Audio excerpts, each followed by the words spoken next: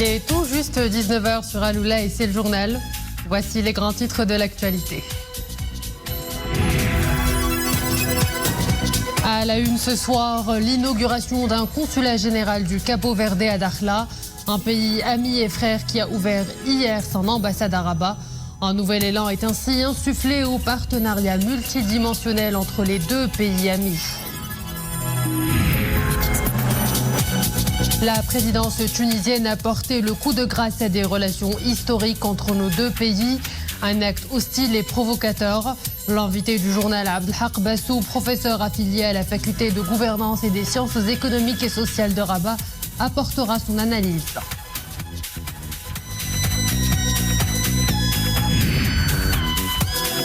C'est officiel, Walid Regragui, ancien entraîneur du Wydad de Casablanca, prend les rênes du 11 national. L'ex-international marocain a été présenté au public dans une conférence de presse de la Fédération royale marocaine de football à Salé. Bonsoir à tous. Avant de développer ces titres, cette réunion ministérielle consacrée au suivi du déploiement du chantier de la protection sociale, présidée par le chef du gouvernement Aziz Arnouch. Cette réunion s'inscrit dans le cadre du suivi de l'implémentation de ce chantier vital et de l'avancement de sa mise en œuvre, particulièrement dans son volet relatif à la généralisation de la couverture maladie.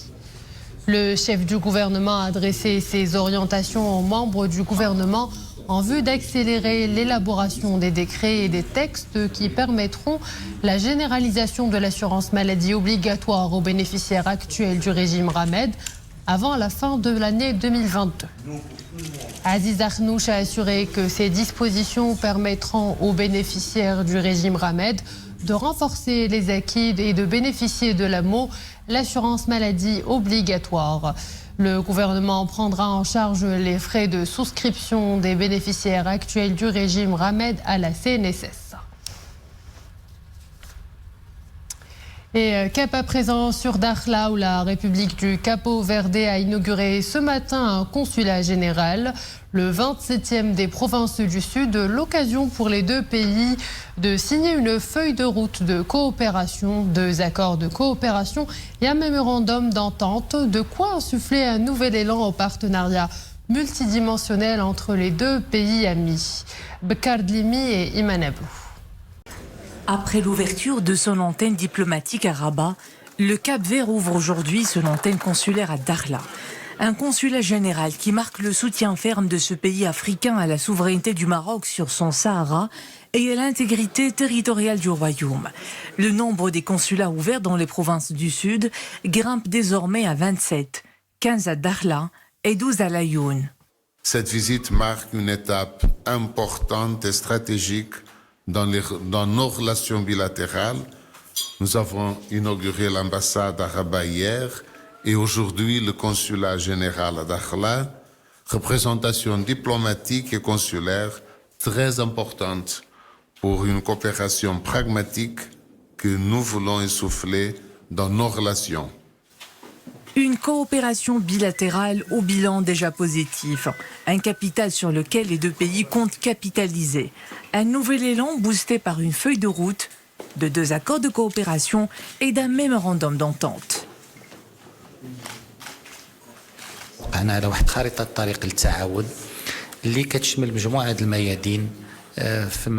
Nous venons de signer une feuille de route et 4 accords qui constituent un nouveau cadre de notre coopération qui englobe divers domaines. L'économie, les finances, la formation, l'agriculture, le tourisme, la pêche maritime.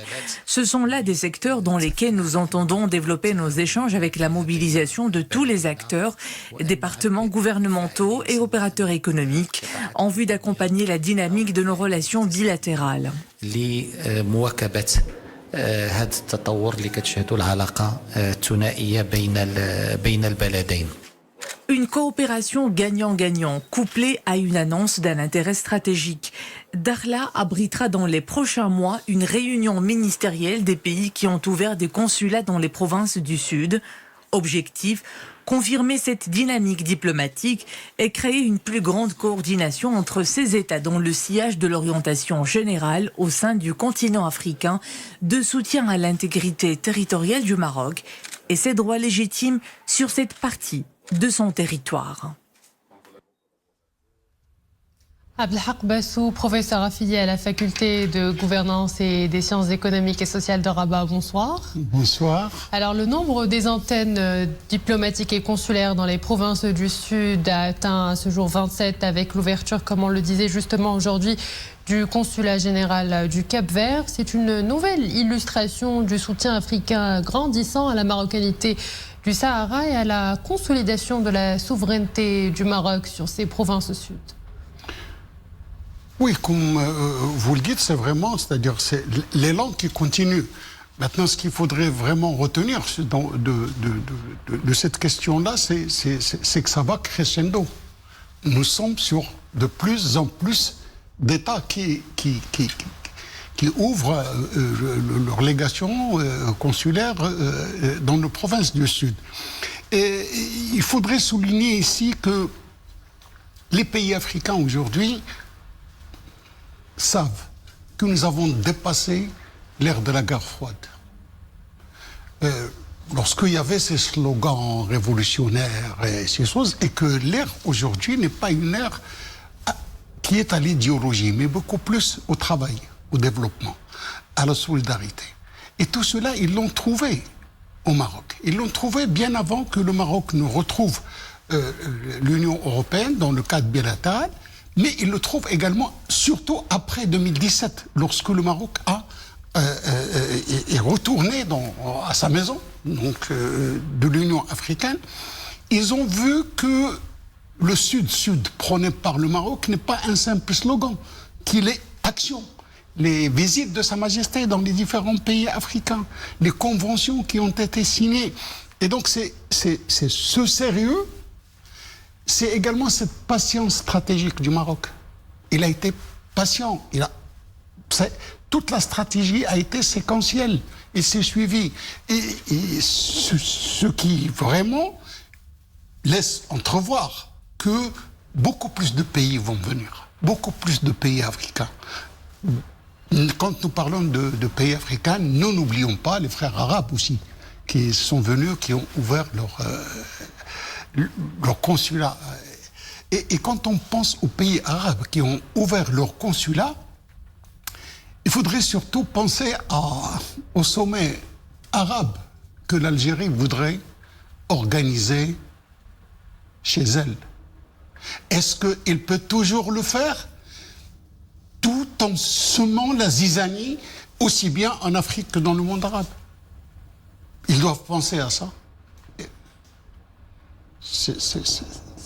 Comment ils vont faire pour essayer de rassembler chez eux un sommet arabe alors que tout indique qu'ils sont en train, d'ailleurs là, on parlera peut-être de la question de la Tunisie, ils sont en train vraiment de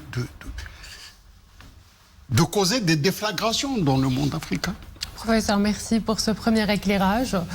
Et comme le disait le professeur, retour ce soir sur l'accueil en Tunisie du chef des séparatistes du Polisario, un acte qui vient ternir des relations de longue date entre deux pays et deux peuples frères. Une attitude qui reflète, si besoin, la position hostile du président tunisien Kais Saïed au sujet de la question du Sahara marocain. Une provocation inédite qui a suscité une levée de bouclier général et une vague d'indignation au Maroc et ailleurs. Professeur Abdelhak Bassou, quels sont les constats que l'on peut tirer de cet acte hostile de Tunis envers Rabat? Peut-on parler d'une volte-face surprise ou est-ce plutôt un acte prémédité? D'abord, parler, est-ce que c'est un volte-face? Est-ce que c'est une surprise? Est-ce que c'est... Je crois que oui et non. Oui, c'est une surprise, vu l'histoire des relations entre le Maroc et la Tunisie.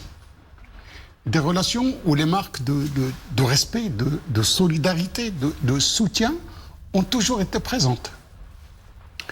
Souvenons-nous, 2014, Sa Majesté le roi Mohamed VI,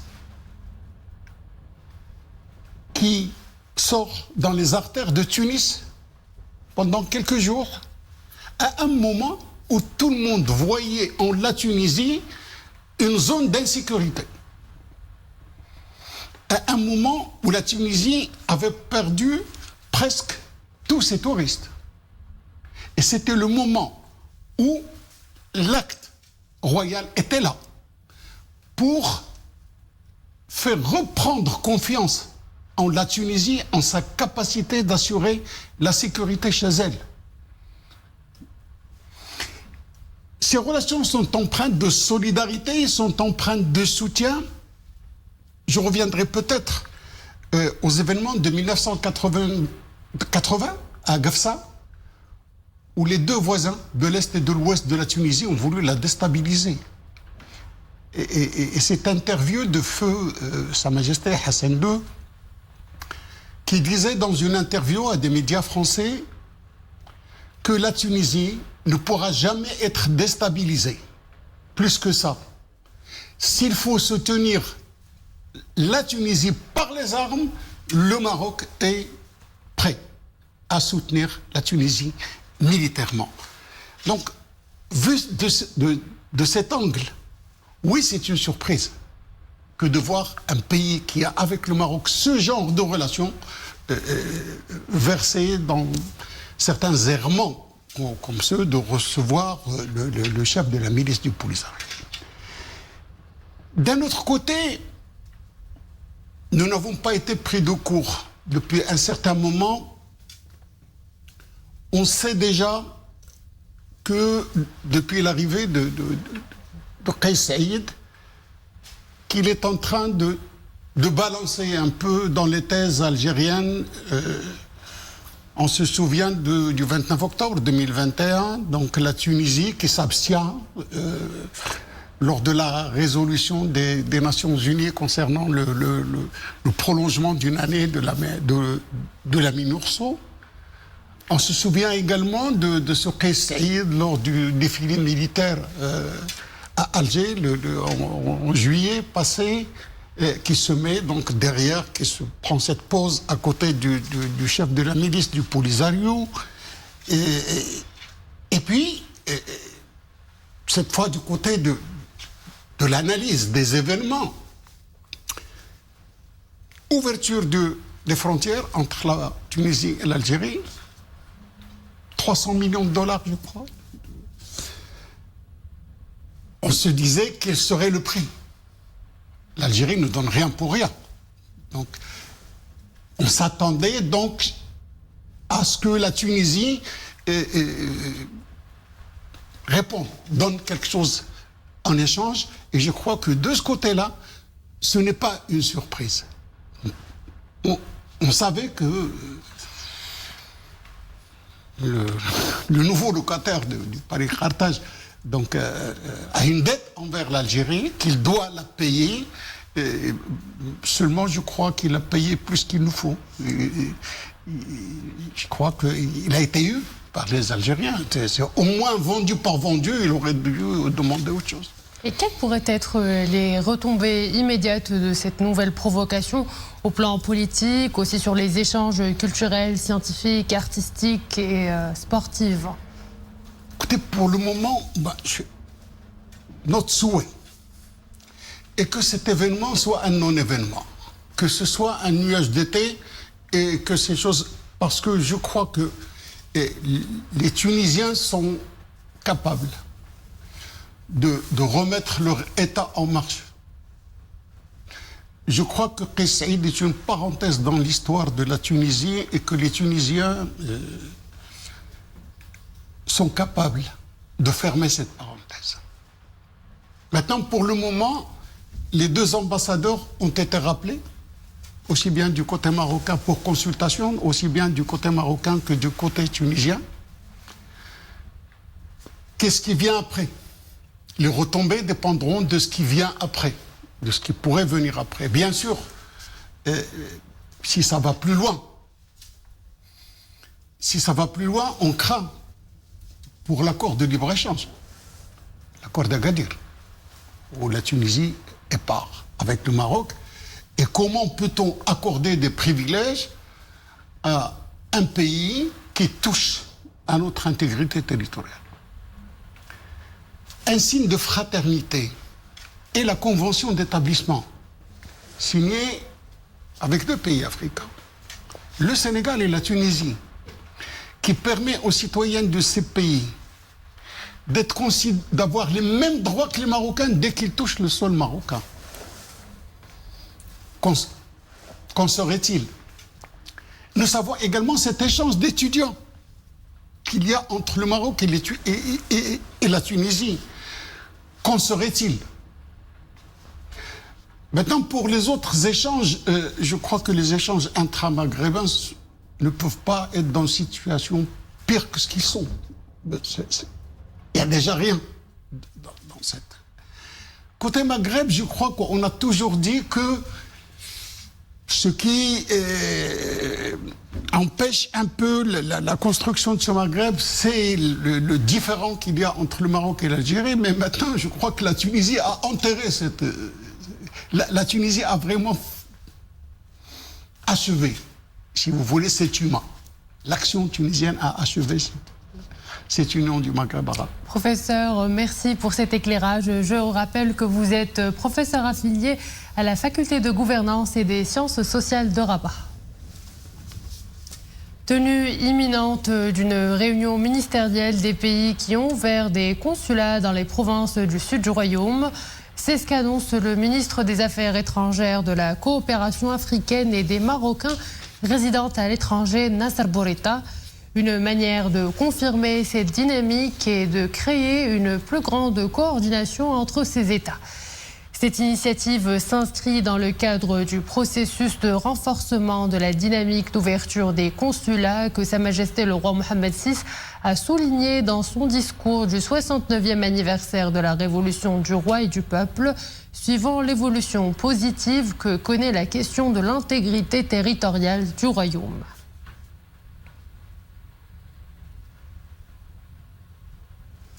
Et l'Espagne sera toujours un pont pour faciliter l'établissement d'une relation bénéfique mutuellement pour le Maroc et l'Union européenne, 2 associés indispensables l'un à l'autre. C'est ce qu'a déclaré le ministre des Affaires étrangères espagnol, José Manuel Álvarez.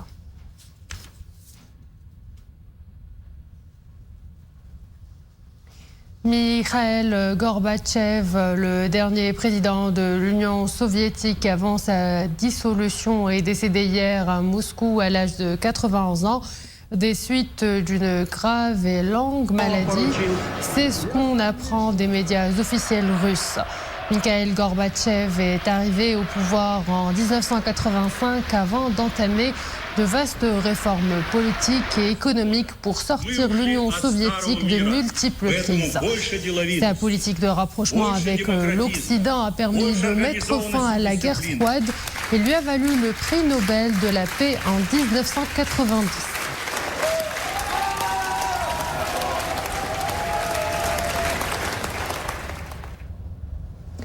Parlons agriculture. En ces temps de stress hydrique, les agriculteurs sont appelés à rationaliser leurs dépenses en eau.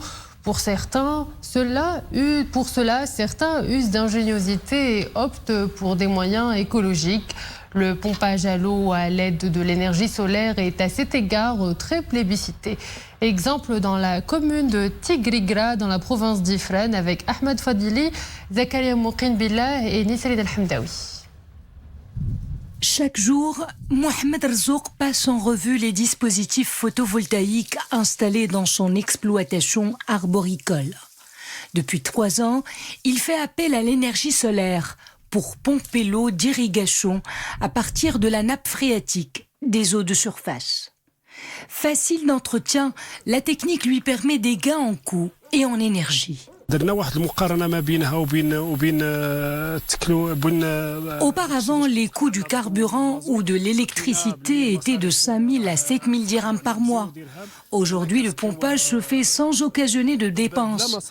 En plus, l'irrigation se fait sur une plus grande période. Stockée dans des bassins, l'eau est mise à disposition pour irriguer les cultures selon le système de goutte à goutte. Si le pompage solaire a beaucoup d'avantages, il faut aussi l'utiliser à bon escient. Le pompage permet d'avoir de grandes quantités d'eau. Cependant, il faut économiser la consommation. Cela est bénéfique à la fois pour la croissance de l'arbre que pour préserver les ressources hydriques. Le secteur agricole représente près de 8% de la consommation énergétique nationale. En plus d'être une énergie propre et renouvelable, le pompage solaire permet de rationaliser la consommation d'eau, surtout en ce contexte de pénurie. Walid Regragui, c'est lui le nouveau sélectionneur du 11 national. C'est cet après-midi que le président de la Fédération royale marocaine de football, Fawzi El Qcha, a présenté au public le nouveau coach national qui va accompagner les Lions de l'Atlas pour la Coupe du Monde au Qatar. Walid Regragui, ancien entraîneur du Wydad de Casablanca, succède ainsi au Bosniaque Wahid Halilović. La cérémonie de présentation du coach Regragui a eu lieu au complexe sportif Mohamed VI de Mamoura. Les développements, c'est avec Boubkir Ben Ghabrit.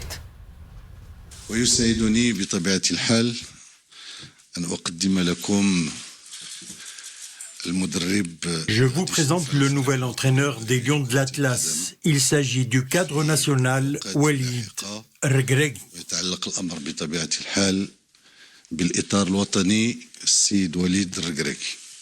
Le nouveau patron des Lions de l'Atlas, successeur de Wahid Halilović, est réputé proche de ses joueurs. Exigeant dans son approche tactique, Walid Regragui s'est construit une réputation d'un coach qui stimule ses troupes. Aujourd'hui, je prends en main les destinées de l'équipe nationale. J'ai un objectif bien précis. Je sais aussi ce que j'attends des joueurs. Je ne regarderai pas dans le rétroviseur, surtout ce qui s'est passé avant. Je regarde devant moi aujourd'hui. Je dois tout de même remercier Wahid Halilović d'avoir qualifié le Maroc au mondial. Aujourd'hui, je propose un autre projet, une autre façon de travailler. Son expérience d'ancien international et d'entraîneur, Walid Regragui aura 3 mois pour préparer le mondial du Qatar. Un défi que se lance le nouveau sélectionneur national. Nous connaissons la pression qu'il y a aujourd'hui sur les joueurs. Le public attend de bons résultats lors du mondial. J'espère qu'avec l'appui de tous, staff technique et fédération, nous serons à la hauteur lors de ce mondial.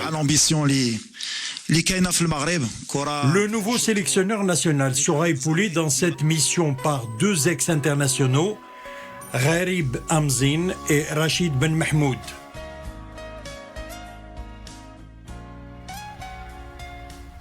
Prenant de la hauteur à présent, qui n'a jamais rêvé de planer comme un oiseau, sans moteur, sans technique particulière, si ce n'est une immense voile. Le parapente est une activité très appréciée par les fous des airs et des sensations fortes.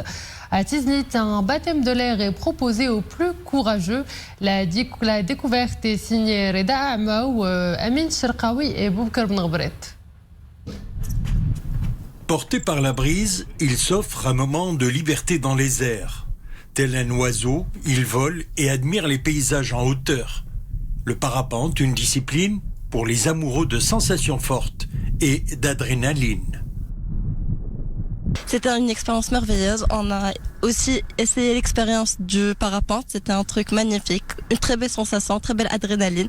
J'aimerais bien refaire l'expérience et c'était vraiment un truc de ouf. Cela a été une belle expérience. J'ai beaucoup aimé. Je suis une fan des sports extrêmes. Mon rêve s'est réalisé aujourd'hui. Ressentir des sensations fortes garanties, boostées par l'adrénaline. Ça oublie la gravité, c'est comme si on était dans un avion. Le parapente n'est pas sans risque. Des risques liés au site de décollage et d'atterrissage, ainsi qu'à la météo. L'activité vraiment le parapente se pratique sous certaines conditions, notamment ceux liés à la sécurité qui est la priorité des priorités. Les dangers du vol comprennent les conditions météo, telles que les vents forts ou rafales. À ce moment, nous reportons l'activité jusqu'à ce que le vent se calme. Les mesures de sécurité ont mal loué.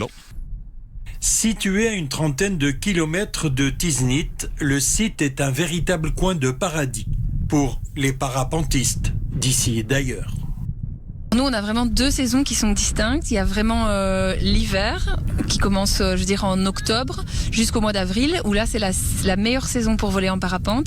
Et là, on reçoit beaucoup de gens, des Européens ou parfois de plus loin dans le reste du monde, qui viennent avec leur propre matériel pour pratiquer le parapente, qui est leur sport. Donc, ils volent tout seuls, ils sont autonomes. Donc ça, c'est les 3/4 de l'année. C'est avec cette clientèle-là qu'on travaille. Et puis après, quand la saison est un peu moins bonne, ces gens-là ne viennent plus chez nous pour voler. Et là, on travaille beaucoup avec la clientèle locale ou parfois les Marocains de l'Europe qui reviennent au Maroc pour l'été ou parfois les Européens qui viennent au Maroc l'été aussi. Actuellement existent quelques 24 clubs de parapente au Maroc. Le premier championnat de parapente au Maroc s'était déroulé en 2013 à Gergour. Couleur du ciel avec cette alerte météo, des averses orageuses localement fortes ont intéressé aujourd'hui les provinces d'Aousserd, Oued Dahab, Boujdour et l'Ayoun.